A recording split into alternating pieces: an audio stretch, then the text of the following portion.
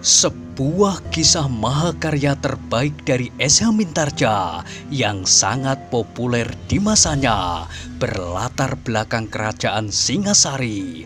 Dengan bangga kami persembahkan kepada sahabat Permata TV tercinta semuanya dengan judul Kisah Pelangi di Langit Singasari.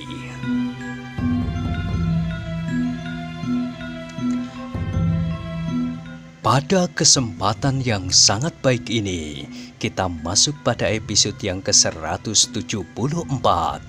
Selamat menikmati.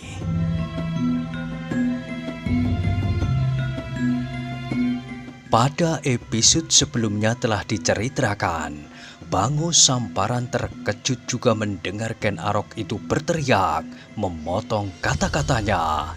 Agaknya kali ini anaknya tidak sedang bermain-main. Ken Arok telah benar-benar menjadi marah. Karena itu maka Bango Samparan pun terdiam. Dengan jantung yang berdegup keras, Ken Arok berjalan mondar-mandir di dalam gubuknya yang sempit. Sekali-sekali ia berhenti. Mulutnya terkatup rapat-rapat tetapi matanya seolah-olah menyala. Sejenak mereka saling berdiam diri dalam ketegangan perasaan masing-masing. Tetapi Bango Samparan benar-benar tidak berani lagi berbicara berkepanjangan. Kepalanya tertunduk dan bahkan tangannya menjadi gemetar. Namun ia masih belum beranjak dari tempatnya. Ketika di kejauhan terdengar anjing-anjing liar menyalak, maka Ken Arok berdesis, "Tinggalkan aku sendiri." "Ken Arok, aku persilahkan ayah meninggalkan tempat ini." "Oh, malam terlampau gelap di padang karautan. Ayah datang kemari tanpa mengenal takut. Seharusnya ayah juga tidak takut meninggalkan tempat ini. Tetapi ketika aku datang, hari belum terlampau malam. Tak ada bedanya bagi padang karautan. Ada anakku, anjing-anjing itu. Apakah kau ingin dagingku hancur di sayat-sayat anjing liar itu? Jangan, Ken Arok. Aku minta maaf padamu kalau aku membuatmu marah. Tetapi aku jangan kau usir dari tempat ini malam ini. Besok pagi buta aku akan pergi. Tetapi aku tidak tahan mendengar ayah berbicara tanpa ujung pangkal. Membuat aku gila karena mimpi yang gila itu. Dan anjing itu berada di tempat yang jauh, di seberang sungai. Mereka tidak akan datang kemari." "Tidak, aku tidak akan berbicara lagi tentang mimpi itu. Tentang aku dan tentang Maharaja di Kediri." Ken Arok terdiam sejenak. Ketika dilihatnya wajah Bango Samparan yang ketakutan, maka timbullah ibanya.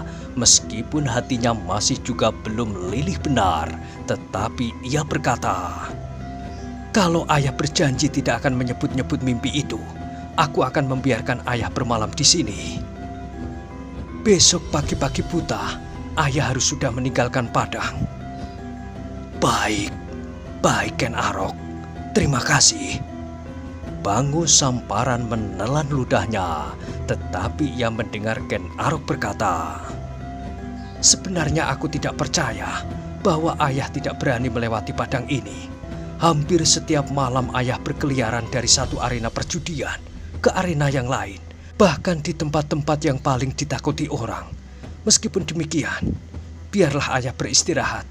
Tetapi ingat, jangan menyebut lagi tentang mimpi yang gila itu." Bango Samparan mengangguk-anggukkan kepalanya. Wajahnya yang memucat kini menjadi agak merah kembali. Dengan tergagap ia berkata, "Terima kasih Ken Arok.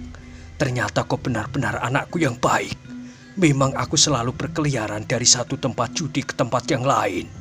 Tetapi tidak di padang karautan. Kecuali mungkin aku bertemu dengan anjing-anjing liar itu. Aku juga tidak tahan dingin. Udara malam ini terlampau panas," sahut Ken Arok acuh tak acuh. "Oh." Bango Samparan terdiam sejenak, kemudian katanya, "Iya, udara memang terlampau panas." Tidurlah, desis Ken Arok. Iya, terima kasih. Aku akan segera tidur. Aku memang tidak ingin lagi berkata tentang mimpi itu. Kalau kau memang tidak senang mendengarnya, meskipun dapat menumbuhkan angan-angan yang menyenangkan. Aku Maharaja. Ken Arok sudah tidak tahan lagi. Dengan serta-merta ia berdiri dan melangkah pergi. Ken Arok, kemana kau? Panggil ayah angkatnya. Aku akan keluar. Ayah tidak berani pergi dari tempat ini. Akulah yang akan pergi. Kemana kau akan pergi? Ke Bendungan. Kenapa? Ken Arok tidak menjawab, tetapi ia melangkah terus meninggalkan Bangu Samparan di dalam gubuknya. Demikian ia lepas dari gubuk itu. Terasa dadanya menjadi lapang. Dilihatnya langit yang hitam terbentang dari segala ujung penjuru. Bintang yang berkilat-kilat bergayutan tak terbilang banyaknya.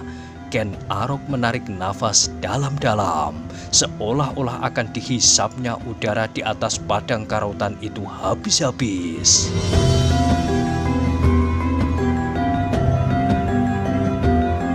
Tanpa sesadarnya maka ia pun melangkah, berjalan di antara gubuk-gubuk yang bertebaran. Angin yang lembut mengusap wajahnya perlahan-lahan. Ketika ia lepas dari deretan gubuk-gubuk itu, dilihatnya parit induk yang terbujur membelah padang menjorok ke tengah itu. Di ujung parit itu terdapat sebuah sendang buatan. Tetapi malam itu, Ken Arok tidak dapat melihat sendang itu dari tempatnya. Seolah-olah sendang diselimuti oleh sebuah permadani yang hitam. Namun demikian, terbayang di rongga matanya tanaman-tanaman yang sudah mulai menghijau di sekitar sendang itu. Meskipun setiap hari masih harus disiram air, kemudian batu-batu yang sudah mulai teratur rapi, punduk-punduk kecil dan kemudian parit-parit yang menyilang taman itu, sebuah gunung kecil di tengah-tengah sendang. Mudah-mudahan sendang itu menyenangkan hati aku Tumapel. Gumam Ken Arok di dalam hatinya. Tiba-tiba terbersit pertanyaan di dalam hatinya. Kenapa setiap orang harus membuat aku menjadi senang? Tetapi Ken Arok itu menggeleng-gelengkan kepalanya ketika tiba-tiba pula tumbuh perasaan di dalam dadanya. Alangkah senangnya menjadi seorang Akuwu. Kekuasaan di Tumapel ini berpusat padanya. Apapun yang dikehendaki, hampir pasti dapat terpenuhi. Tidak. Ken Arok itu menggeram sambil menggertakkan giginya. Pikiran gila ini telah mengotori dadaku. Tidak. Ken Arok itu kemudian berdiri dengan tegangnya. Tangannya mengepal dan kakinya seolah-olah menghunjam jauh ke dalam tanah. Aku tidak boleh diracuni oleh pikiran-pikiran gila itu. Kalau sekali lagi Bangu Samparan menyebut-nyebut mimpinya, aku cekik ia sampai mati. Sekali lagi Ken Arok menggeram. Tiba-tiba untuk mengusir perasaannya itu ia meloncat berlari masuk ke dalam hitamnya malam. Seperti seorang yang dikejar hantu, ia berlari tidak ke bendungan, tetapi ke sendang yang sedang dibuatnya. Tidak. Ia masih menggeram. Aku harus melakukan perintah aku. Sendang itu harus siap pada saatnya. Ketika ia sampai ke tepi sendang yang masih belum siap itu, nafasnya menjadi terengah-engah. Wajahnya membayangkan ketakutan atas dirinya sendiri. Ia tidak mau mendengar mimpi itu lagi, meskipun perasaannya sendiri yang menyebut-nyebutnya juga. Mimpi tentang dirinya dan aku Tumapel. Oh, tidak. Tiba-tiba ia berteriak. Suaranya yang paro melayang di udara padang yang sepi, seolah-olah menggetarkan seluruh padang karautan bahkan seluruh Tumapel. Ketika sekali lagi perasaannya diganggu oleh mimpi bangu samparan itu, maka Ken Arok pun segera meloncat. Diraihnya batu-batu yang masih bertebaran di pinggir taman. Dengan mengatupkan mulutnya rapat-rapat, ia mengangkat sebongkah batu. Dilontarkannya kuat-kuat. Batu-batu itu besok memang harus disusun menjadi sebuah dinding yang akan mengelilingi taman. Sekali, 2 kali, 3 kali, dan seterusnya. Dilontarkannya batu-batu itu ke tempat yang besok harus dibangun dinding. Dikerjakannya pekerjaan prajurit-prajurit Tumapel yang harus dilakukannya besok. Dengan wajah yang tegang dan gigi gemeretak, ia melempar-lemparkan batu-batu itu. Tenaganya seolah-olah menjadi berlipat-lipat, dan kekuatannya serta ketahanannya pun menjadi berganda. Maka terdengarlah kemudian gemertak batu-batu yang terlempar oleh Ken Arok itu memecahkan kesenyapan padang karautan. Susul menyusul tidak habis-habisnya, seolah-olah pekerjaan itu telah dilakukan oleh 10 orang bersama-sama.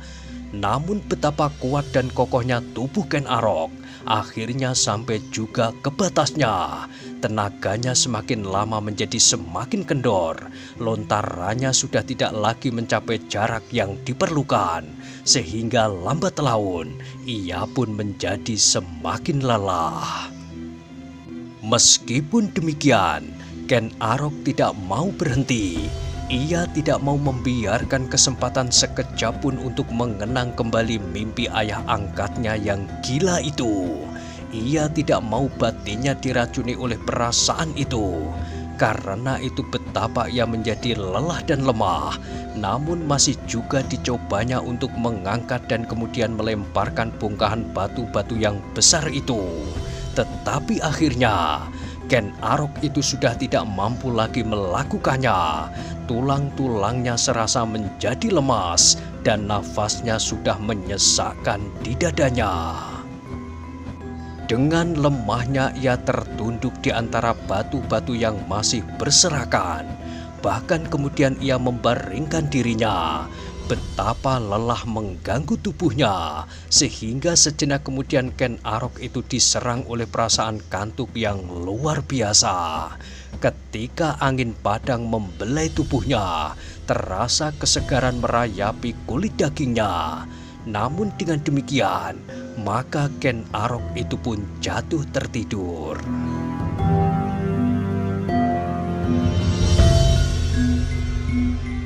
Ken Arok tidak dapat mengetahui berapa lama ia tertidur di padang itu, di bawah atap langit yang biru hitam, serta di bawah bintang yang bergayutan tanpa dapat dihitung jumlahnya. Anak muda itu terperanjat ketika ia mendengar gemeletuk batu tersentuh kaki. Dengan sigapnya ia meloncat bangun. Namun tiba-tiba matanya menjadi silau. Ternyata matahari telah merayapi langit. Ken Arok menarik nafas dalam-dalam sambil menggosok matanya yang kesilauan. Aku tertidur. Kami mencarimu, sahut orang yang membangunkannya, seseorang prajurit Tumapel. Kami hampir menjadi putus asa. Aku sangka kau hilang seperti Mahesa Agni. Sebelum udara di dalam kubuku terlampau panas, aku berjalan-jalan keluar dan akhirnya aku sampai ke tempat ini. Di sini udara terasa segar sekali dan aku jatuh tertidur. Prajurit itu tidak mempunyai syakwa sangka apa-apa. Karena itu ia menjawab, semuanya menunggu kedatanganmu dengan cemas. Untung-untungan aku mencoba mencarimu di sini, di antara batu-batu ini. Ternyata kau tertidur. Sekali lagi Ken Arok menarik nafas dalam-dalam. Aku lelah sekali, desisnya. Tanpa disengaja Ken Arok memandangi batu-batu yang masih bertebaran. Prajurit itu pun mengikuti arah pandangan Ken Arok. Namun tiba-tiba prajurit itu mengerutkan keningnya. ia melihat batu-batu yang dipersiapkan untuk dinding taman telah berpindah hampir di sepanjang sebelah sisi yang akan didirikan dinding untuk taman itu. Kemarin batu-batu ini masih tertumpuk. Wajah prajurit itu menjadi berkerut-kerut ketika ia melihat pakaian Ken Arok yang kusut dan tubuhnya yang kotor karena debu dan lumpur. Maka tumbuhlah pertanyaan di dalam dirinya. Apakah yang sudah dilakukannya? Begitu mendesak pertanyaan itu di dalam dadanya sehingga terloncat kata-katanya. Batu-batu ini telah berpindah.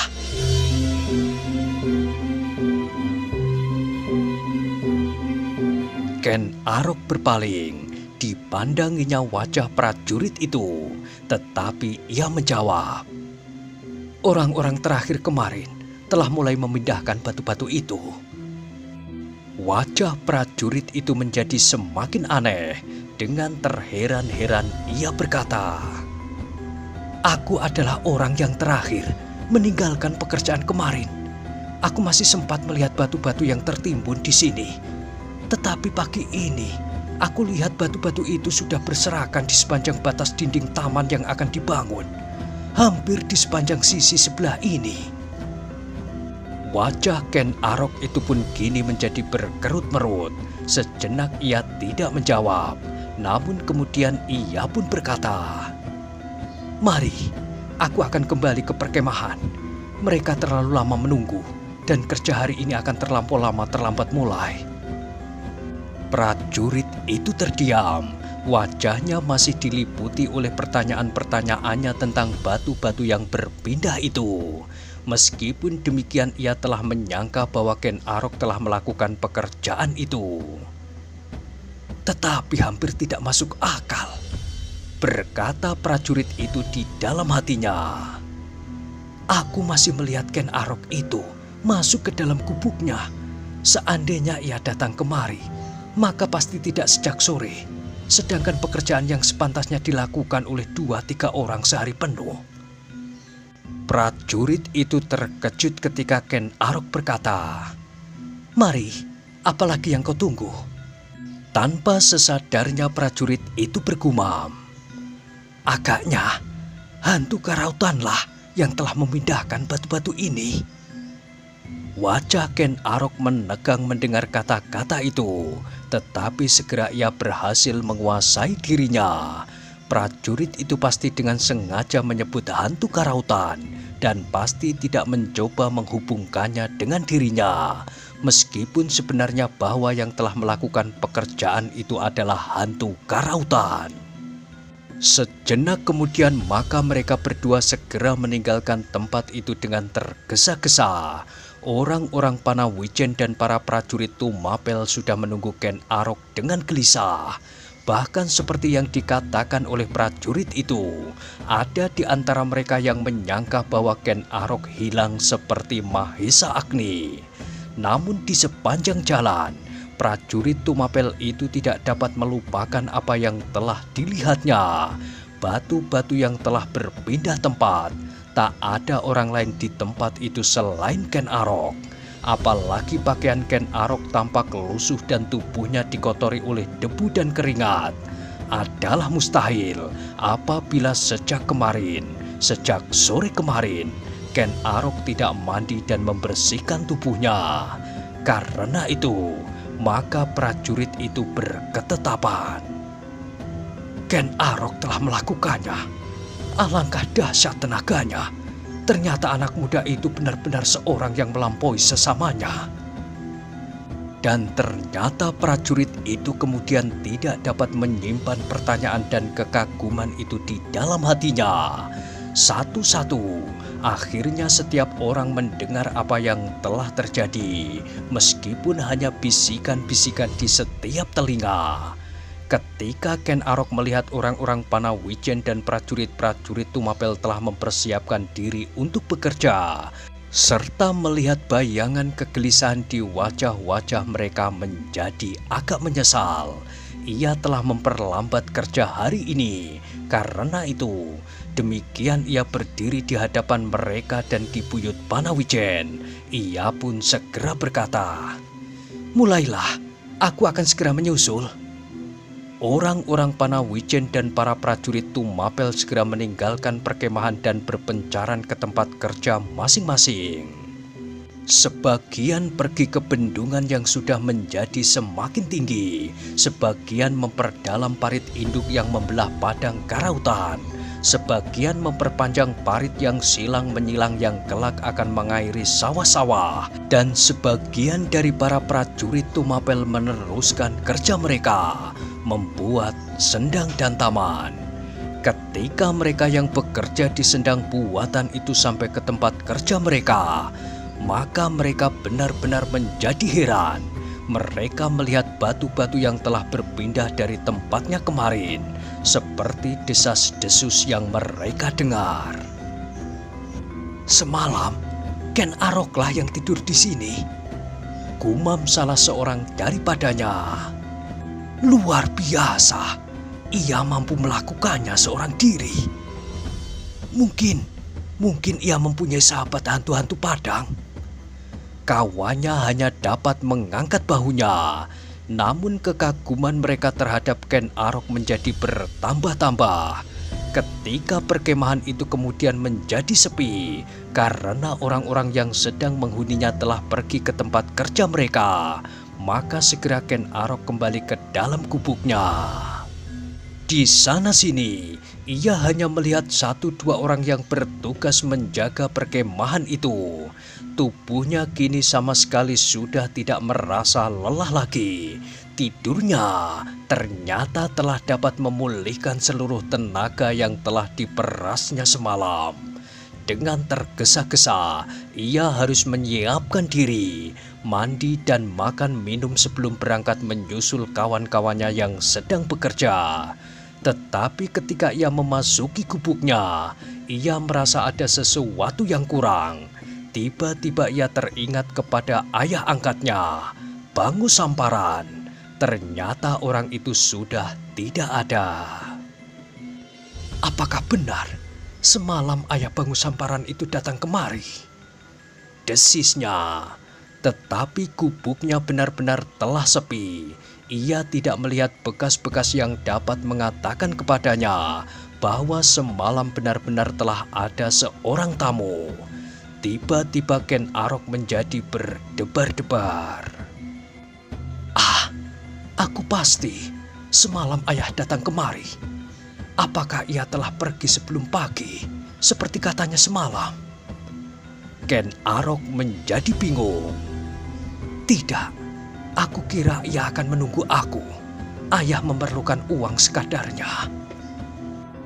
Ken Arok segera keluar dari gubuknya. Dipandanginya keadaan di sekelilingnya. Kalau Bangu Samparan sedang berjalan-jalan di antara gubuk-gubuk di dalam perkemahan itu. Tetapi orang itu tidak dilihatnya. Bahkan Ken Arok tidak segera menjadi puas. Dengan tergesa-gesa ia melangkah di antara gubuk yang bertebaran. Kalau ia dapat menemukan ayah angkatnya. Namun Bangu Samparan sama sekali tidak diketemukannya. Ketika ia melihat seorang yang sedang berjaga-jaga sambil menyiapkan bahan-bahan yang akan dimasak untuk makan siang, Ken Arok bertanya, "Apakah kau melihat seseorang di dalam gubukku?" Orang itu mengerutkan keningnya, kemudian menggeleng. "Tidak. Aku tadi juga lewat di samping gubuk itu, tetapi aku tidak melihat seorang pun."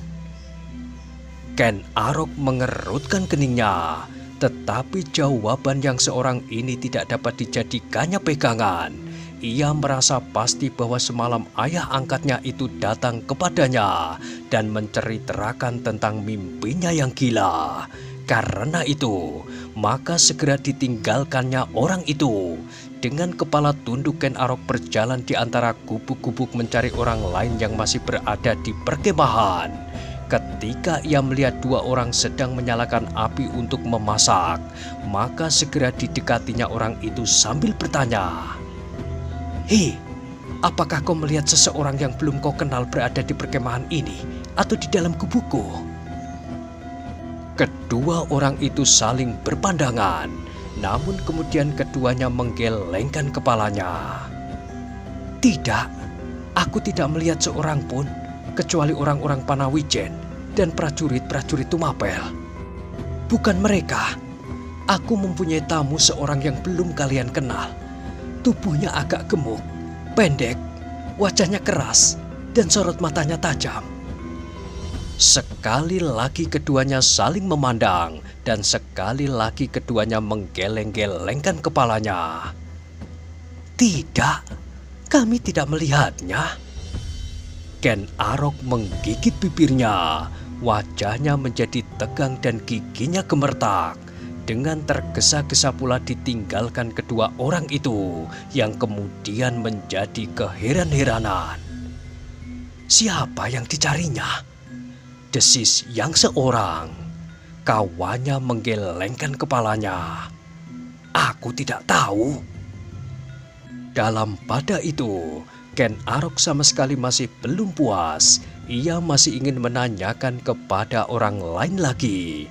Adalah mungkin sekali bahwa orang-orang itu tidak melihat kedatangan Bangu Samparan karena mereka telah tertidur. Akhirnya Ken Arok melihat seorang berdiri di ujung perkemahan.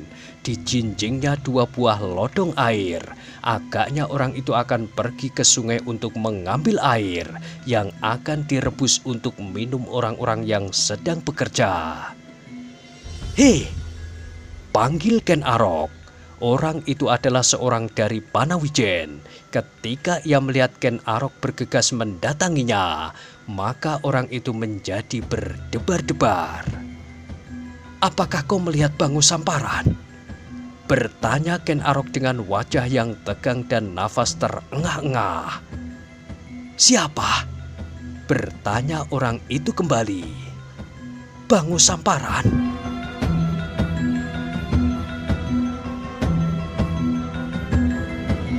Orang Panawijen itu menggelengkan kepalanya. Aku belum pernah mendengar nama itu. Bangu Samparan. Semalam ia berada di sini. Orang Panawijen itu masih terheran-heran. Apakah kau tidak melihatnya? Seandainya aku melihatnya, aku juga belum mengenalnya. Jawab orang Panawijen itu. Kalau kau melihat orang asing di sini, bertubuh gemuk agak pendek, berwajah keras, itulah dia, Bangu Samparan. Apakah kau melihat? Orang Panawijen yang membawa lodong bambu itu berpikir sejenak. Dicobanya untuk mengingat-ingat apakah ia melihat orang seperti yang dikatakan oleh Ken Arok itu. Tetapi akhirnya ia menggelengkan kepalanya sambil berkata, "Tidak. Aku tidak melihatnya." Ken Arok mengerutkan keningnya. Wajahnya menjadi semakin tegang. Terbata-bata ia bertanya, "Benarkah itu? Kau tidak melihatnya di sini?" Sekali lagi orang itu menggeleng. "Tidak, aku tidak melihatnya." Sorot mata Ken Arok menjadi semakin aneh.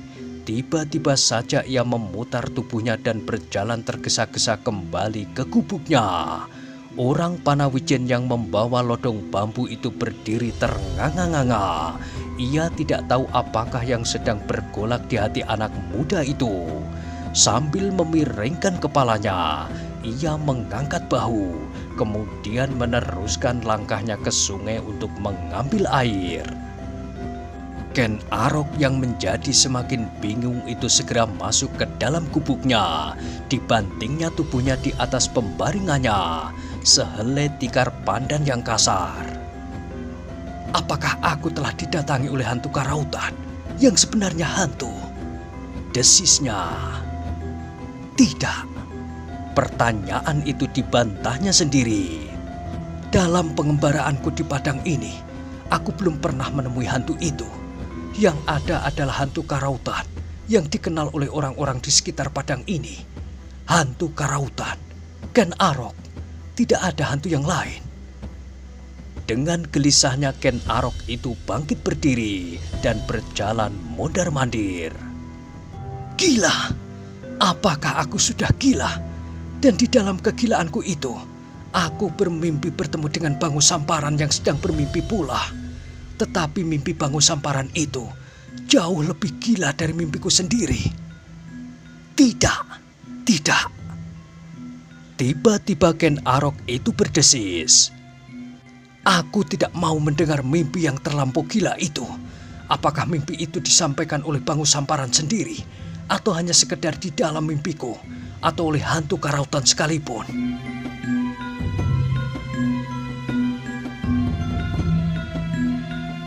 Tiba-tiba Ken Arok teringat bahwa semalam Bangu Samparan itu datang bersama 2 orang pengawal, dan bahkan beberapa orang yang berada di dalam gubuk di sekitarnya terbangun karena suara tertawa Bangu Samparan.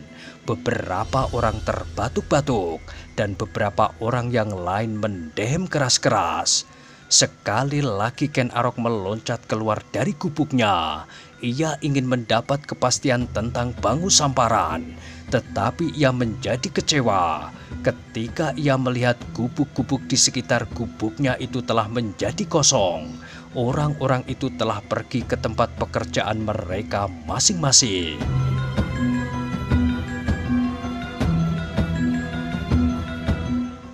Nah, bagaimanakah kisah selanjutnya?